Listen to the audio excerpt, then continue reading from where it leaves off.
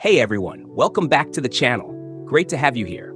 In early February 2025, a significant trade dispute erupted between Canada and the United States, centered on the alcohol industry. This conflict began when President Donald Trump imposed a 25% tariff on Canadian imports, citing concerns over illegal immigration and the influx of fentanyl into the U.S. In retaliation, Canada introduced measures targeting American alcoholic beverages, triggering substantial economic and political consequences. On February 1st, 2025, President Trump announced a 25% tariff on imports from Canada, Mexico, and China to address issues related to illegal immigration and drug trafficking.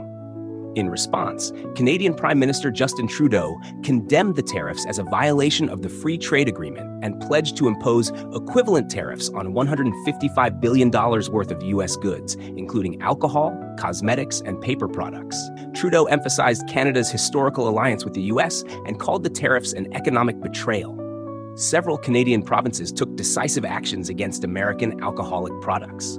Ontario, led by Premier Doug Ford, directed the Liquor Control Board of Ontario, LCBO, to remove all American alcohol from its shelves, ceasing sales and restocking of U.S. products. Ford highlighted that LCBO sold nearly $1 billion worth of American wine, beer, and spirits annually, but stated this would end immediately.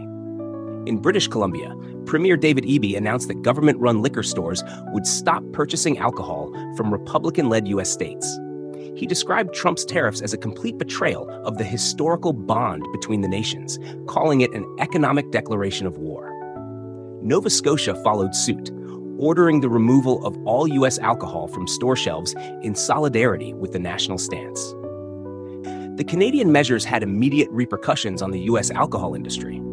Shares of major American alcohol companies, such as Brown-Forman, producer of Jack Daniels, Anheuser-Busch InBev, Molson Coors, Boston Beer, and Constellation brands experienced significant declines due to the anticipated loss of the Canadian market and projected earnings impacts. The LCBO, one of the world's largest alcohol purchasers, had previously imported $320 million worth of American hard liquor in 2022. The removal of American products from its shelves highlighted the severe economic consequences for U.S. exporters. The trade dispute elicited strong public and political reactions on both sides of the border. Canadians rallied around nationalist sentiments, promoting the purchase of domestic products and adopting slogans like, "Canada is not for sale." Many canceled trips to the U.S. and boycotted American goods. At sporting events, such as hockey and basketball games, fans expressed their protest by booing the U.S. national anthem. Canadian politicians voiced strong disapproval of the U.S. tariffs. Ontario Premier Doug Ford described the measures as unjustified, unfair, and harmful to both economies. British Columbia's Premier David Eby similarly criticized the tariffs, emphasizing the betrayal of Canada's long-standing partnership with the United States.